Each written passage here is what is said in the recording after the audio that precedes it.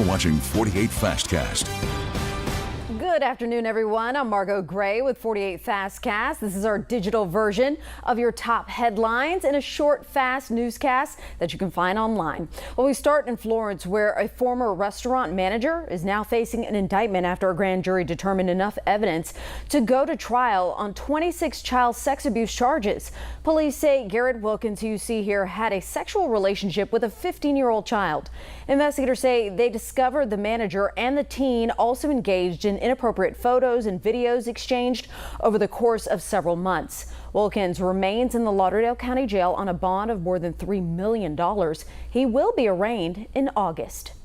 Well, after more than a year of constant issues with the sewage system, residents in one Athens community is finally getting some relief. So the city received $4.5 million from the Alabama Department of Environmental Management to fix the problem plaguing Strain Road. We've been telling you about this for some time. The project is expected to cost around $11 million, so the city will have to make up the difference. Surveyors are starting early phases of construction this week. Residents say while it's a start, it barely makes a dent in fixing the entire problem. We're still suffering. And even though we've heard a little news about the situation, we got still so far to go, because as of this very moment, I'm not even in my own home. My home is being gutted out right now because of the mildew and the mold. And me and my wife can't live in it anymore. Athens Mayor Ronnie Marks hopes the drainage issues will be repaired by this fall or spring of 2026 at the latest. Well, a new name is now entering the ring for the battle for Alabama's open Senate seat. State Attorney General Steve Marshall just announced he's running for the position on the Republican ticket. Marshall was appointed AG in 2017 and was re-elected in 2018 and 2022. Before that, he was the Marshall County District Attorney. As of now, Marshall will be joined by Jared Hudson and Kyle Sweetser as the only candidates to announce their campaigns for that Senate seat.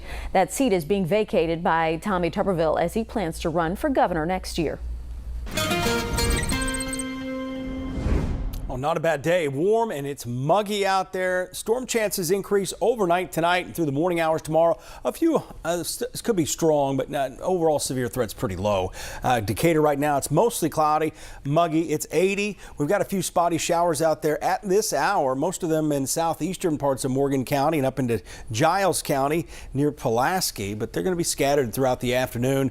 A grilling forecast, a few isolated areas of showers and thunder showers out there, but nothing severe. Temperatures in the 70s. And as we go through the next 3 days, we got morning showers tomorrow. These should be out of here at noon. The wind will pick up out of the northwest, a breezy afternoon, but it'll be sunny, it'll be dry, and that'll carry on into at least the first part of the weekend. Still kind of up in the air on this Sunday chance for showers and storms. We're going to take a complete look at that forecast. We're going to go hour by hour, tell you what you need to know tonight, tomorrow morning, and for the weekend coming up. All right, sounds good. Well, Governor Kay Ivey just announced funding for pre-K programs in elementary school classrooms ahead of the next academic year. We'll tell you which schools will receive that funding after this quick break.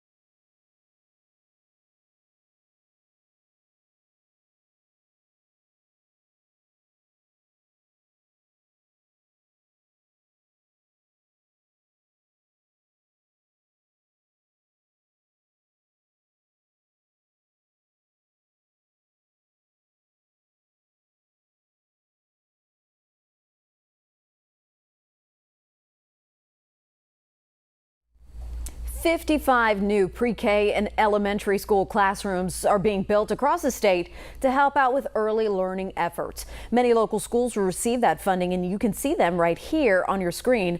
The new classrooms will be funded through the pre-K through third grade integrated approach to early learning program. So that's known as the P3 approach, and Governor Kay Ivey says it will provide kids with a smooth transition from pre-K to third grade. Now, your first alert weather with Chief Meteorologist Brad Travis. We'll go partly sunny to mostly cloudy in areas. It all depends on how close the showers are to your location. Here in East Limestone, looking westbound here on Highway 72. Pretty good view here. If we look off to the northwest, you'd see these showers up here near Pulaski. A little bit of lightning and thunder going on with this, but nothing like what we've seen lately. And some heavier rain here around Somerville, just north of Eva. There is more activity back here to the west, but there's also more sunshine out there too. So overall, not a bad day. The front is up here in Kansas, making its way through Kansas City and Wichita. It'll be here tomorrow around noon, and it's going to put an end to this terrible weather pattern we've been all month long. And we're going to see sun and dry weather. Friday evening looks perfect. Saturday looks even better. 6 o'clock this evening, a few isolated showers and thunder showers. That's about it. Notice how we go past 10 o'clock. The winds go calm. I do expect some fog overnight tonight as well. Winds may pick up just a little bit just before sunrise ahead of that front. It starts to bring in a chance for showers and a few thunderstorms around 4 or 5 o'clock in the morning. Again, nothing really organized here. I think it may get organized a little bit later in the morning. As you see here by 8 o'clock, more scattered showers and thunderstorms, a few strong storms possible, but the severe threat remains very low. That threat may increase farther south of us as the day wears on tomorrow, but you see by noon tomorrow, back to sunshine. Northwest winds bringing in drier air, gusting to about 20 miles per hour. Rain chances, can't rule them out completely for Sunday. We're still wrestling with that forecast, but that's good news. I wouldn't cancel any plans there. And just some pop-up showers and thunderstorms Tuesday and to the rest of next week most likely. So Sunday, an isolated shower or storm possible, but overall the forecast looks fairly dry. Our next big chance of rain may not get here till Thursday, so looking good there. It's going to be hot and muggy. Heat index values approaching the mid-90s next week, so first week of June feeling like summer. All right, bring it on. Well, that'll do it for us for this Fastcast. We'll be back here online in just a few minutes with Before the 4 with AJ. Don't forget to join us on our newscast on TV at 4 o'clock. And breaking news, of course, that'll come in at 5, 6, and 10. We'll have you covered. Have a good afternoon.